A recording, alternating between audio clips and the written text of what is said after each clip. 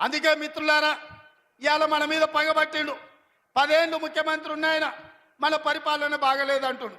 నేను అడుగుతున్న ఈడికొచ్చిన సోదరుని, తెలంగాణ ప్రజల్ని, 10 ఏళ్ళు కేసీఆర్ ముఖ్యమంత్రి ఉన్నాడు, 12 ఏళ్ళు నరేంద్ర మోడీ ప్రధానమంత్రి ఉన్నాడు. ఇవాళ చర్చకు సిద్ధమా? కిషన్ రెడ్డి గారు, మీ పార్టీ ప్రెసిడెంట్గా నువ్వురా, కేంద్ర మంత్రిగా నువ్వురా, చంద్రశేఖరరావు గారు ప్రతిపక్ష నాయకుడిగా నీ పార్టీ ప్రెసిడెంట్గా నువ్వురా, కాంగ్రెస్ పార్టీ నుంచి ముఖ్యమంత్రిగా నేను వస్తా. 12 ఏళ్ళు మోడీ పరిపాలన మీద, 10 ఏళ్ళు చంద్రశేఖరరావు పరిపాలన మీద, 12 నెలల మా పరిపాలన మీద, ప్రజా పరిపాలన మీద చర్చ చేయడానికి నేను సిద్ధంగా ఉన్నా. చర్చలో ఓడితే ముక్కు నేలకు రాస్తా అని చెప్పి నేను ఈ సందర్భంగా సవాలు విసురుతున్నా. ఇవాళ నేను అడుగుతున్నా, మాకు అవకాశం వచ్చింది, మా జిల్లాకు అవకాశం వచ్చింది, మేము ఎవరినో అడుక్కోవడం, ఎవరి ముందల్లో చేయి దాచడం కాదు. ఇవాళ మా పాలమూరు జిల్లాకే ఒక అవకాశం వచ్చింది. మా ప్రాజెక్టులు మేము పూర్తి చేసుకోవద్దా? మా మక్తల్ నారాయణపేట కొడంగల్ ఎత్తిపోతల పథకాన్ని మేము కట్టుకోవద్దా? మా పాలమూరు రంగారెడ్డి పూర్తి చేసుకోవద్దా? మా కల్వకుర్తి పూర్తి చేసుకోవద్దా? మా బీబా పూర్తి చేసుకోవద్దా? మా నెట్టంపాడు పూర్తి చేసుకోవద్దా? మా కోయల్ సాగర్ పూర్తి చేసుకోవద్దా? మా జూరాల పూర్తి చేసుకోవద్దా?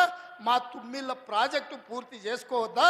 మా ప్రాంతం అభివృద్ధి చెందొద్దా అని చంద్రశేఖరరావుని అడుగుతున్నా. ఏది తీసినా, ఏది పెట్టినా వద్దు అనే తప్ప నీ నోటి నుంచి ఒక్క మాట అయినా మంచి మాట వచ్చిందా అని నేను అడుగుతున్నా. ప్రాజెక్టులు కట్టొద్దంటివి, భూములు సేకరించొద్దంటివి, పరిశ్రమలు పెట్టొద్దంటివి. లగచర్లలో పరిశ్రమలు అంటే కలెక్టర్లను చంపడానికి చూస్తేవి.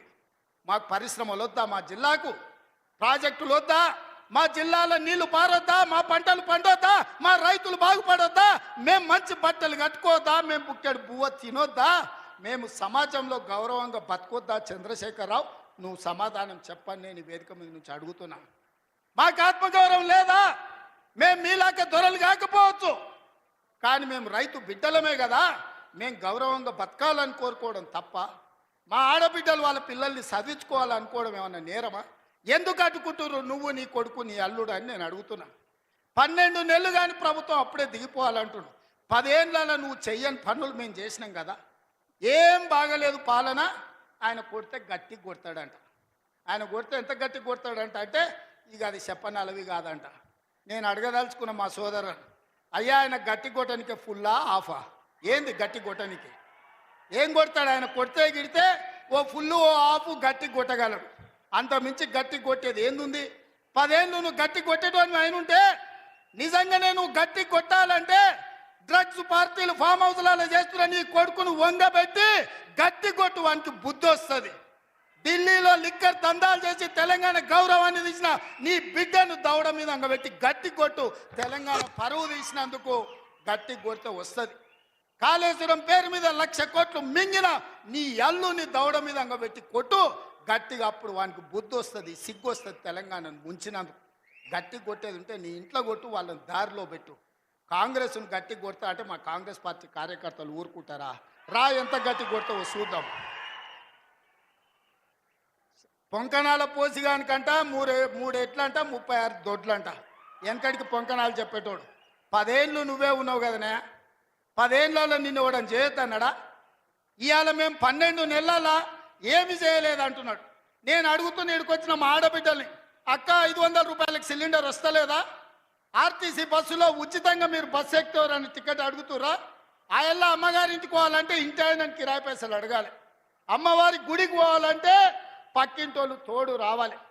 ఇవాళ 500 రూపాయల సిలిండర్, ఆడబిడ్డల కార్తీలో ఉచిత ప్రయాణం, 200 యూనిట్లు ఈరోజు ఉచితంగా కరెంటు, 25,50,000 రైతులకు 21,000 కోట్ల రూపాయల రైతు రుణమాఫీ చేసినాం. రైతు భరోసా కేసీఆర్ ఎగనామ పెడితే వచ్చిన ఎంబడే 7,625 కోట్ల రూపాయలు ఇవాళ రైతు భరోసా మొదటి విడత ఇచ్చినాం. రెండో విడత ఈరోజు రైతు భరోసాల 10,000 కోట్ల రూపాయలు, ఎకరాకు 12,000 సంవత్సరానికి ఇవాళ మనం మొదలు పెట్టినాం.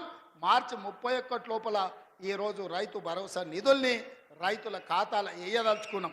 నిరుద్యోగ యువకులకు 55,000 ఉద్యోగాలు ఇచ్చినాం. ఇవాళ ఆడబిడ్డలకు, మహిళా సంఘాలకు పాఠశాలలు నిర్వహించుకోనికి అమ్మ ఆదర్శ పాఠశాల ఇచ్చినాం. ఇవాళ పాఠశాల పిల్లలకు బట్టలు కుట్టే పని ఆడబిడ్డలకు ఇచ్చినాం. ఇవాళ 1000 మెగావాట్లు సోలార్ విద్యుత్తు ఆడబిడ్డలకు ఇవాళ నిర్వహించుకోవడానికి ఇచ్చినాం. ఇవాళ మహిళా సంఘాలకు 600 బస్సులు కొని ఆర్టీసీకి ఇవాళ కిరాయిలకు పెట్టే అవకాశం మా ఆడబిడ్డలకు ఇచ్చినాం. ఈ రకంగా చెప్పుకుంటూ పోతే ఈరోజు కొడంగల్ నారాయణపేట లిఫ్ట్ ఇరిగేషన్ మహబూబ్ నగర్కు తీసుకొచ్చినాం. 5,000 కోట్ల రూపాయలతో కొడంగల్ అభివృద్ధి పనులు, 1000 కోట్లు ఇవాళ నారాయణపేటలో అభివృద్ధి పనులు తీసుకున్నాం. పాలమూరు ప్రాజెక్టు పూర్తి చేయాలని ఇవాళ ముందుకు పోతున్నాం. ఈ రకంగా మేము వచ్చిన తర్వాత ఇంతకుముందే పొంగులేటి శ్రీనివాసరెడ్డి గారి నేతృత్వంలో ఆనాడు ఆగిపోయిన ఇందిరమ్మ ఇల్లు మళ్ళీ ప్రారంభించి నియోజకవర్గానికి 3,500 కాదు, అవసరమైతే 5,000 ఇల్లు ప్రతి నియోజకవర్గానికి 5 లక్షల రూపాయలు పేదవాడు ఇల్లు కట్టుకోవడానికి ఇవాళ ఉచితంగా ఇస్తున్నాం. నువ్వు ఎన్ని డబుల్ బెడ్రూమ్ ఇండ్లు ఇచ్చినావు 10 ఏళ్ళని నేను అడుగుతున్నా. సంవత్సరంలో 5 లక్షల ఇండ్లు మేము ఇస్తాం. ఆనాడు 10 ఏళ్ళ 25 లక్షల ఇందిరమ్మ ఇండ్లు మేము ఇచ్చినాం. నేను అందుకే ఇవాళ టీఆర్ఎస్ వాళ్ళకు ఒక సవాల్ విసురుతున్నా. చిత్తశుద్ధి ఉంటే మీరు రాండి. ఏ ఊర్లో అయితే ఇందిరమ్మ ఇండ్లు ఉంటాయో రేపు సర్పంచ్